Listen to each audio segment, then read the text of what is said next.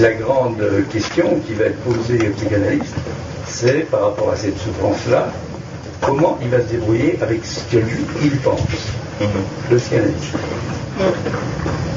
Et là, on peut faire d'emblée la référence aux stoïciens, donc assez net. Mais évidemment, les stoïciens de la période antique, là je suis Lacan, c'est-à-dire le fait que les stoïciens, par rapport à tout ce qu'ils ont apporté, ont été, on pourrait dire presque lacaniens, dans le mesure où ils ont bien différencié le signatum, le signifié, et le signans.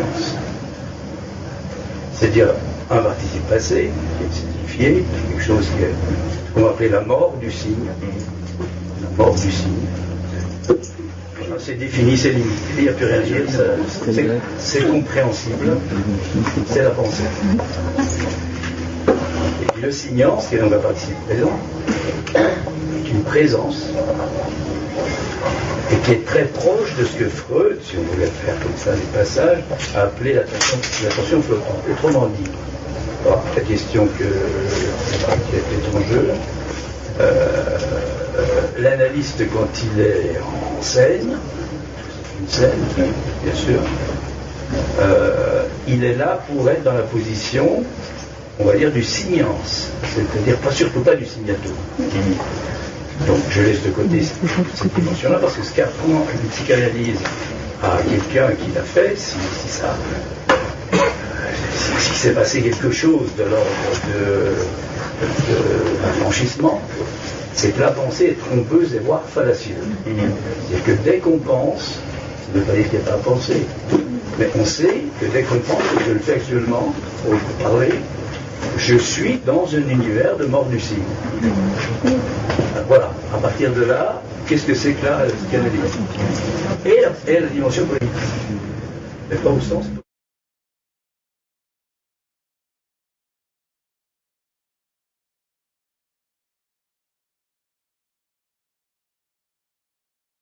Quand on essaye d'échapper à ce qu'on va trouver lourdingue, qui va complètement plomber le jeu, etc., c'est bien à une jouissance de quelque chose.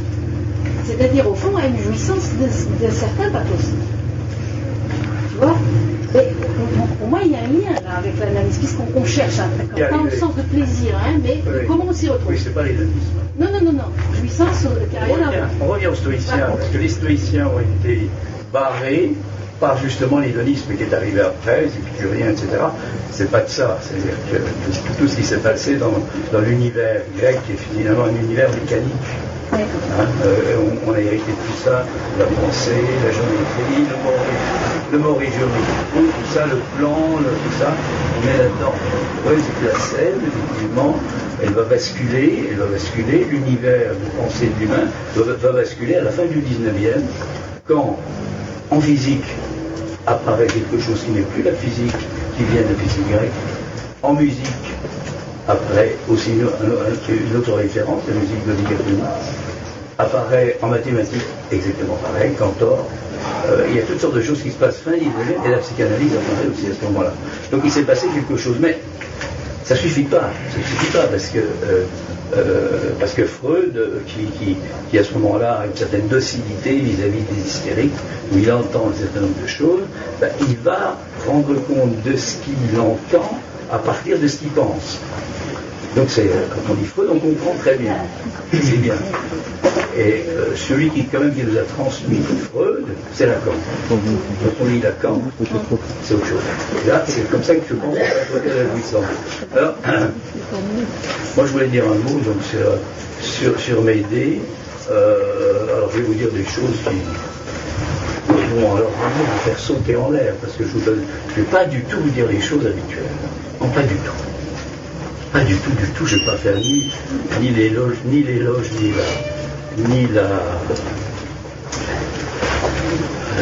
l'accusation, parce que tout ça c'est de la pensée. C'est de l'idéalisation, évidemment. À partir du moment où on pense, on pense en regard de l'idéalisation. Ça ne peut pas être autrement.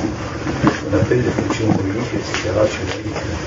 Alors, ce qui m'a semblé Et je pense que ça va peut-être pointer cette question, effectivement, de la scène, du théâtre, de la psychanalyse, tel que, comme vous le disiez, c'est haut un par un. Pourquoi c'est haut un par un ce qui peut se passer dans ce qu'on appelle le discours analytique, le discours analytique que Lacan a écrit avec des lettres, comme en mathématiques, c'est-à-dire qu'on ne sait pas ce qui. C'est un jeu de lettres, donc il n'y a pas de sens. Chacun se débrouillera avec. Et il fait changer les positions de 4 lettres pour essayer de définir différents types de discours. Comme ça, au moins, ce qui est sûr, c'est qu'on ne peut pas dire c'est ça. Et il sort une formule au même moment, dans les années 73, c'est dans Étourdi, DIT, pas DI, DIT, étourdi, à lire comme on veut. Je te demande de refuser ce que je t'offre, parce que ça n'est pas ça. Et c'est apprendre, j'essaie de vous dire comment c'est apprendre, comme il le dit, il fait référence à ce qu'il appelle là, dans le langage, la métonymie, en disant ceci. C'est pour ça que je parlais de la question de Amédée ce matin, le petit A, appelle-nous le petit A, à savoir que l'objet petit A, l'objet pas du désir, l'objet, par exemple, la voix qui nous plaît ou qui nous plaît pas, ça c'est l'objet du désir, c'est le son. La voix comme objet cause du désir, ça n'a rien à voir avec ça. Voilà.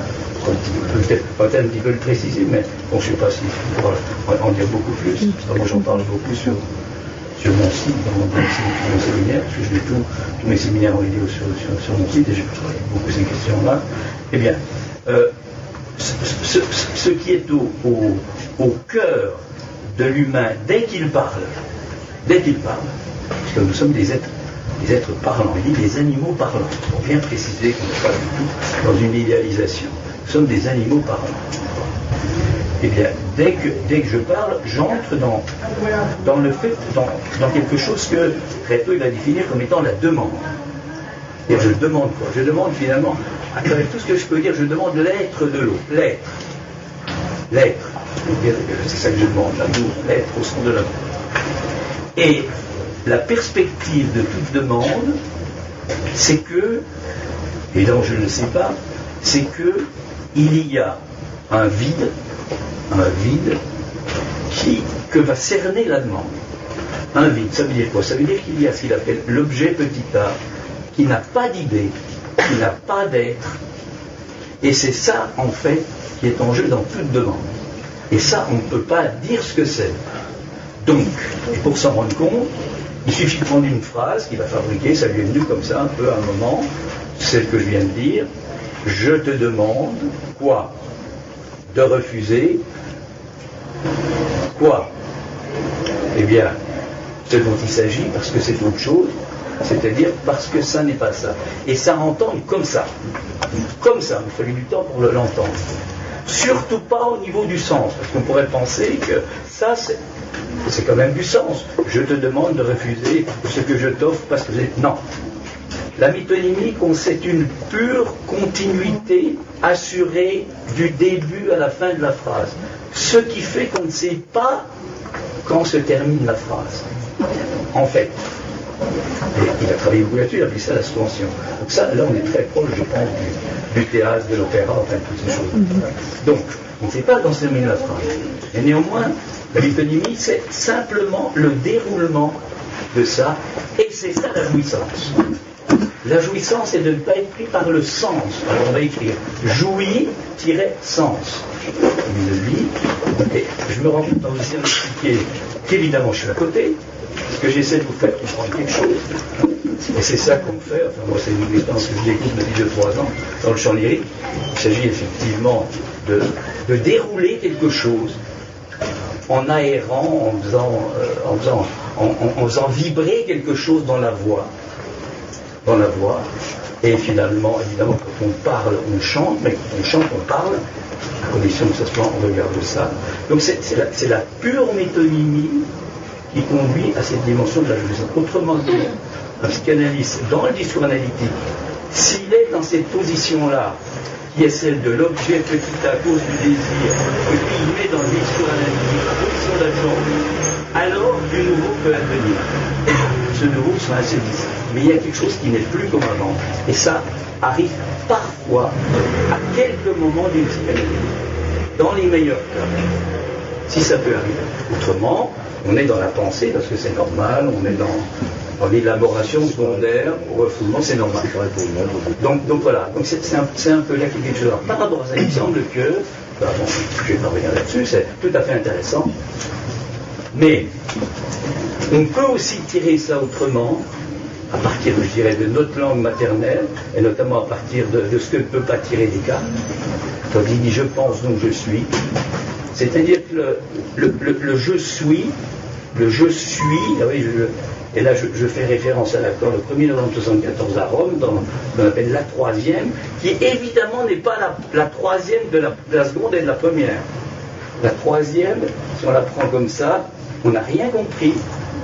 C'est la dimension du 3, de ce qui fait 3. J'en parlais ce matin avec de ce qui fait 3. C'est-à-dire le réel. Le réel, c'est ce qui fait 3, mais qui est insaisissable en tant que tel. Eh bien, s'il peut arriver que au moment même où Catherine a insisté sur autre chose, mais chacun insiste sur quelque chose. Sur le je suis là. Qu'est-ce qui est en jeu dans ce je suis? C'est ça, qu'est-ce que le discours analytique peut être en jeu dans ce je suis si je ne suis pas pris par maintenant je suis BD? Est-ce qu'il peut y avoir autre chose? Eh bien, il peut y avoir ce qu'on appelle, alors c'est vraiment ce que Lacan appelle la langue en un seul mot, c'est-à-dire quelque chose qui est un jeu de lettres, c'est-à-dire l'inconscient en acte, qui pourra être, par exemple, Lacan parle à partir de Descartes, maintenant se jouit. Et de je suis ou je suis à se jouir, il y a exactement les mêmes lettres. La seule chose, il y en a deux qui changent de place. C'est ça la conscience. Autrement dit, c'est quelque chose qui se joue et se jouit quelque part dans le rapport qu'on a à la parole dans ce moment-là, quand on est parlant, c'est-à-dire quand on est dans ces trois dimensions, réel, symbolique, imaginaire, et à un moment, il y a quelque chose qui apparaît. Voilà l'apparition du réel. L'apparition du réel, ça va être que il pourra être dit après que quand je disais je suis, il y avait en fait une forclusion du se jouir. Et si vous essayez de comprendre ça, on est à côté. C'est quelque chose qui est entendu ou qui n'est pas entendu. Je dirais plus particulièrement comme à l'opéra, ou pas. C'est donc rien à dire. Mais la jouissance pour un psychanalyste qui préfère à Lacan des années, j'insiste bien, hein, il ne le dit pas en 64, 65. Hein. Ça, il le dit 72, 73, 74, c'est-à-dire séminaire encore, les noms du père, l'étourdi, télévision et radiophonie. Il y a tous ces textes-là derrière des années, à mon avis, qui sont très importants, où il remet en cause tout ce qu'il a dit avant. Et derrière ça, il y a quoi? On va arriver à l'idée. Derrière ça, il y a le fait qu'il avoue le 21 avril 1974, au début de son séminaire, qui est une des dernières conférences des noms du Père, il dit « Jusqu'à maintenant, je ne me suis pas rendu compte qu'il y a un lien étrange entre le sexe et la parole. » Alors, il faudrait partir un peu des différentes identifications sexuelles, c'est un peu compliqué, mais au moment même où ce jouit apparaît, c'est la question du féminin qui est en acte. Ça n'a rien à voir avec les caractères sexuels, primaires ou secondaires, que l'anatomie nous les définit. Rien du tout. Et c'est ce qu'on appelle, avec lui, à ce moment-là, est touché, parce que nous sommes égarés par rapport à ça, et nous pouvons toucher une petite partie, ce qu'il appelle la jouissance de l'autre, c'est-à-dire le corps, la jouissance du corps. C'est ça. Alors, moi, si j'ai quelque chose à dire par rapport à ce que vous dites, c'est ça qui m'intéresse. C'est ça qui m'intéresse dans la voie humaine. Voilà, c'est un peu compliqué ce que je dis, mais voilà. Je pense que quand on va à l'opéra, quand on va au théâtre, sans le savoir, je pense que c'est pour entendre quelque chose. Parce que le réel enjeu, là, c'est mon expérience, c'est quelque chose qui s'entend. Ça s'entend. Ça s'entend et ça s'entend notamment dans le silence. Et que le silence, c'est pas du tout quelque chose de. C'est pas quelque chose de mort, au contraire. Ce qui est mort, c'est le signe. Quand on se posait cette question ce midi, mais c'est quand même deux hommes qui écrivent ça. Et ils l'écrivent, justement, c'est fascinant comment ils sentent la question du féminin. C'est-à-dire que... Je veux parler de deux autres hommes, moi. Je pense que la grande erreur, ce serait, à travers le personnage de Médée, de revendiquer quoi que ce soit. Mais évidemment, je pense qu'on n'est pas du tout sur ce terrain-là, mais d'entendre ce qui se dit du féminin, et là on est hors question homme-femme, mais on est dans ce qui est vertigineux, un abîme du temps, et qu'on a là. Pas ce qui se dit. Dès qu'on est dans le dit, on est dans un savoir masculin. Ça, c'est l'enseignement de Lacan. On appelle la fonction phallique. Dès qu'on est dans l'entend, on est dans le signifiant. C'est ce que j'ai essayé de dire tout à l'heure. Et on est dans la dimension du corps.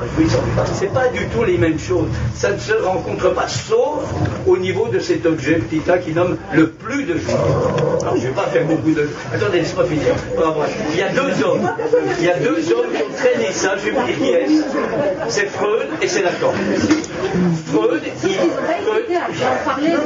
Freud, il vient cogner sur une question. C'est très simple. Il s'incline là-devant. C'est was will das Weib. Il ne peut pas arriver à penser que ce n'est pas was will das Weib. C'est was will ein Weib. Que veut une femme, non pas la femme. Et toute la réponse de Lacan va être ça. Lacan, il le dit dans le séminaire, il part de là. Pour définir ce que lui il appelle le féminin. Le féminin, c'est pas une histoire d'état civil, le féminin. C'est un rapport, effectivement, au langage très particulier, qu'on soit homme ou femme.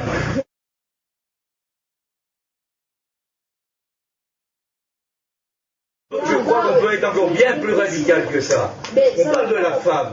Désolé, on parle de la femme. Lacan est vertu avec cette histoire-là. La femme, une femme. C'est quand même pas par hasard. Ce que je vais vous essayer de dire tout à l'heure, j'ai dit que je vais aller vous dire des choses assez particulières. Alors ça fait sauter certaines choses que j'ai essayé d'introduire. C'était une femme. En disant que la question du féminin touche autant l'homme que la femme qui sont sur l'état civil. Bon. Si on n'est pas d'accord avec ça, effectivement, je n'ai plus rien à dire. Et la psychanalyse n'a plus rien à dire. C'est de la psychologie appliquée aux données conscientes. Voilà, l'inconscient, c'est pas ça pour moi. Bon, alors je pense que Freud, je reviens à ce que je disais tout à l'heure, Freud, il s'est cogné toute sa vie, tout ce qu'il a élaboré sur la sexualité infantile, c'est à partir de qui? Des relations entre la mère et le gars. Il n'a jamais parlé des filles. Donc, tout ce que la psychanalyse qui se réfère à Freud, et uniquement à Freud, au dit de Freud, pas au dire, évidemment on trouve autre chose dans le dire de Freud, est une référence, est une conceptualisation des rapports de l'humain, qui sont des rapports entre la mère et l'enfant. Et l'enfant, fille, à l'image du garçon. Il faut dire ça, c'est ça la limite de Freud. Donc on peut raconter Freud, pulsion de vie, pulsion de mort, et c'est ce que vous dites en fait d'une certaine manière. Donc, et notre civilisation, elle est prise là-dedans, parce que Freud il a trouvé ça évidemment en écoutant, hein. Et c'est ça la mort du signe. Je suis désolé, c'est ça, comment dire, c'est-à-dire que si on est garçon, on est comme ça, si on est fille, on est comme ça. Donc de toute manière, avec ça, on n'en sortira jamais. Hein. Et il y a effectivement, chez les gars, chez les mecs, moi je suis de ce côté-là au niveau de l'état civil. Sénèque, c'est un homme. Euripide, c'est un homme. Et c'est très important. Et ils ont élaboré quelque chose de l'ordre du bit, qui est un savoir masculin, pas sur la femme, sur la mère. Il n'y a pas la femme dans Médée. Si, moi je voulais dire un peu ce qu'était la femme, mais je crois qu'il y en a qui vont sauter en l'air, donc je vais me taire. Par rapport à ça. Ah non, je me taire. Ah, je vais me taire. Ah non, je me tairai. Ah, je me tairai, mais absolument je me tairai. Bon, eh ben on verra plus à l'heure. Il faut comprendre, c'est qu'on est tous pris dans un rapport à la mère, et l'homme se démerde avec sa femme parce que pour lui c'est une mère. Alors disons des choses aussi simples que ça. Et que la mère ben, elle a ça, effectivement, ben, qu'elle se débrouille comme elle peut, parce que c'est pas facile. Alors c'est pour ça qu'il y a la nomination du père, peut-être. Mais on est pris dans des trucs comme ça, et quand on a été beaucoup aimé par sa mère, ben, tant mieux, mais il faut en sortir. Et si on n'a pas été aimé par sa mère, eh ben, c'est dramatique. Et voilà, c'est pour ça qu'on vient parler de quoi? On vient parler de quoi quand on fait une analyse? Mais on vient parler de ça. Mais on parle de qui? Ben, on parle de ça, de la femme, on parle des gens, des salades dans lesquelles on est pris. Mais en fait, derrière tout ça, il y a effectivement le rapport à la mère. Alors, qu'est-ce que ce serait dans m'aider la femme? Qu'est-ce que ce serait dans m'aider? Qu'est-ce que ce serait? Qu'est-ce que ce serait la femme dans m'aider? Parce que ça reste l'actualité. Ça démarre 2000 ans avant Jésus-Christ, les de m'aider. Mais c'est toujours d'actualité. À mon avis, accrochez-vous. Oui. Allez, à mon avis, hein, et vos ceintures, il y a déjà Nunc Medea Sum, enfin Medea Nunc Sum. C'est-à-dire que la dimension de la femme en regard du langage, c'est la question du signifiant. C'est pas du tout la femme telle qu'on peut la voir dans son corps. Ça, c'est l'objet du fantasme. C'est les caractères sexuels secondaires qui vont différencier effectivement celui côté homme, côté femme. En sachant qu'il y en a plein qui sont, on ne sait pas où. Ils se débrouillent comme ils peuvent entre les deux.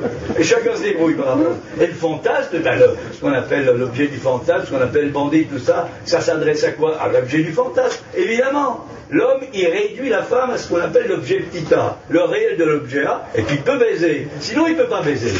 Voilà, c'est ça la réalité. C'est ça qu'on apprend dans une analyse. Donc là, effectivement, c'est pas la mère. Et s'il n'arrive pas à faire ça, il ne peut pas baiser. Voilà, ça c'est une vérité clinique, toute simple. Première chose. Deuxième chose, qu'est-ce que peut être une femme? Il peut trouver un jour une femme, pas la femme, une femme, ou un par un, avec laquelle tout peut arriver.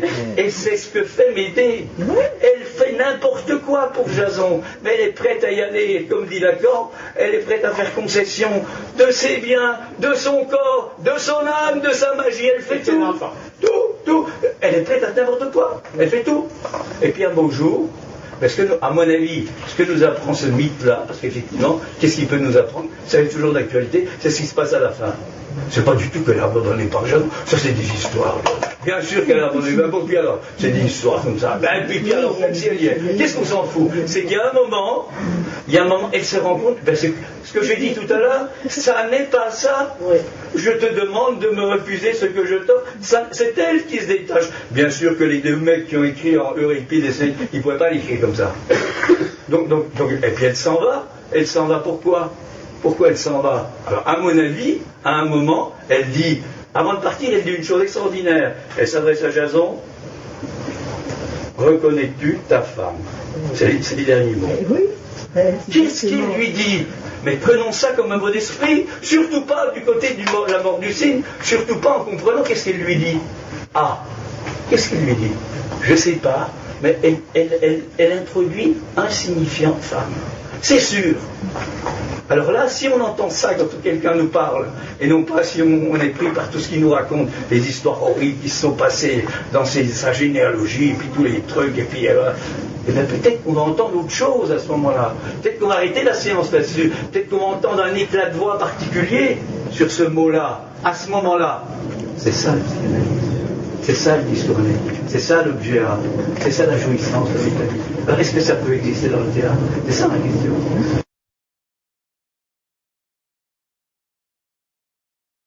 Le rapport de la mère à l'enfant, ça me fait penser à des livres de malheur qui sont, je ne sais pas, que vous connaissez peut-être, où l'enfant dit chaque fois mère ou maman, je ne sais plus, donne-moi du lait, donne-moi à manger, et la mère chaque fois elle dit j'ai pas le temps, je ne peux pas, attends un peu, etc.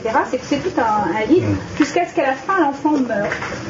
Donc, dans ce texte, enfin c'est une sorte de chanson, dans ce texte, on voit bien que la mère, enfin il y a une sorte d'ambiguïté, la mère elle est là pour nourrir l'enfant, mais en fait elle est là, elle essaye aussi de se détacher de l'enfant, et puis elle n'est pas là que pour l'enfant non plus, et l'enfant finit par mourir. Et on voit bien, là, il y a... Mais moi je crois que la mère ne peut jamais se détacher de l'enfant. C'est l'enfant qui, un jour, parce qu'il en a bavé et il a turbiné sur toutes sortes de trucs qu'il va raconter pendant des années et des années et des années. On appelle ça la dimension de l'usage, la fonction de l'usage en psychanalyse. C'est-à-dire que ce qui compte, c'est pas du tout ce qu'on raconte, c'est qu'il faut passer par des mots, les user. Ça, c'est la question du théâtre, peut-être. Il faut passer par les mots, les user. C'est par essence que je dis, hein, Saint-Augustin parle de ça. Pour arriver un jour, passer de ce passage de l'outil au fruit.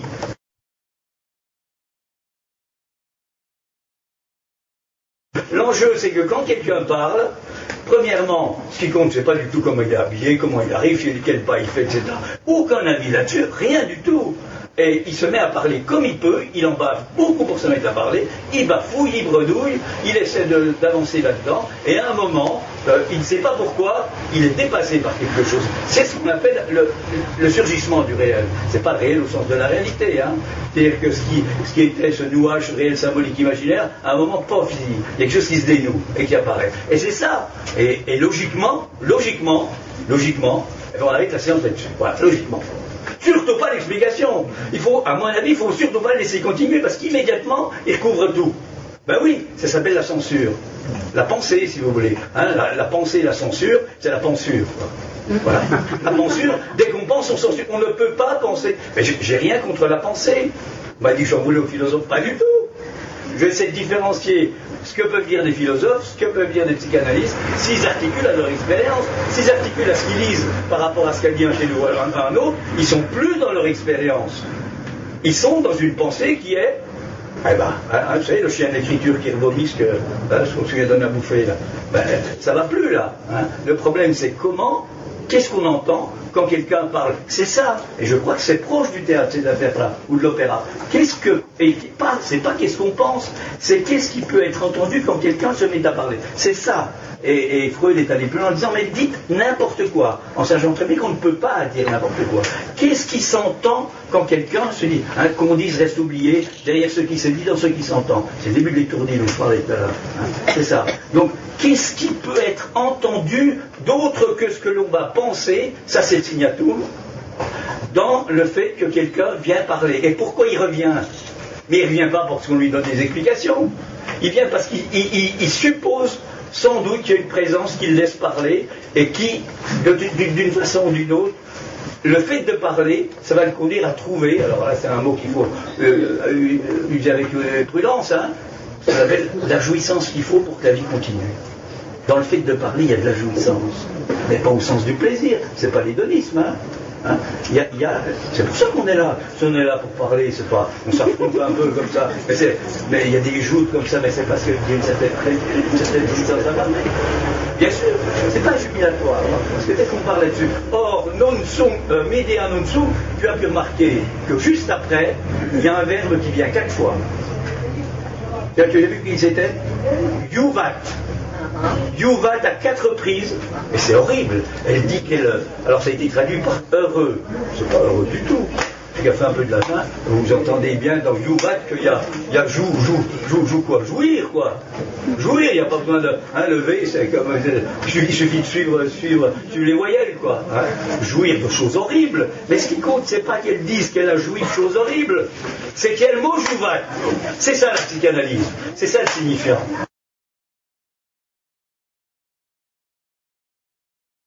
T'as rien compris d'abord? Non, il est passé à côté complètement. Ah ouais.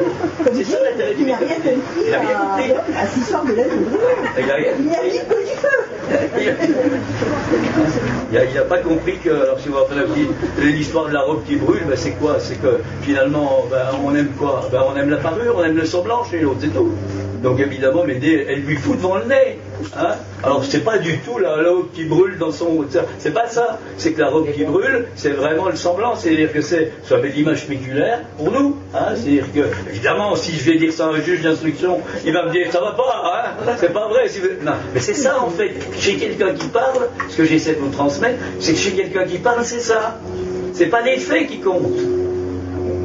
Hein, C'est autre chose. Sinon, on n'est pas dans l'histoire analytique. On n'est pas dans ce truc réel, imaginaire, symbolique. On est dans le discours commun, quoi. C'est-à-dire le discours sur Moïse, le discours censuré, le discours où tout s'explique, le discours où il y a des horreurs. Bien sûr qu'il y a des horreurs. C'est évident, mais il n'y a pas que des horreurs non plus. Il peut y avoir autre chose que des horreurs. Mais des horreurs, c'est sûr qu'il y en a. Donc la vengeance, pourquoi pas? Mais, et alors, ça va pas loin. Parce que d'emblée, on a tout compris. C'est ça que je veux vous dire. C'est comme ça que je peux vous répondre. Bien sûr, peut-être, après tout, pourquoi pas. Mais à partir du moment où quelqu'un se venge, ben c'est fini. Hein. La mort du cygne, là, c'est qu'il a tout compris. Il se venge.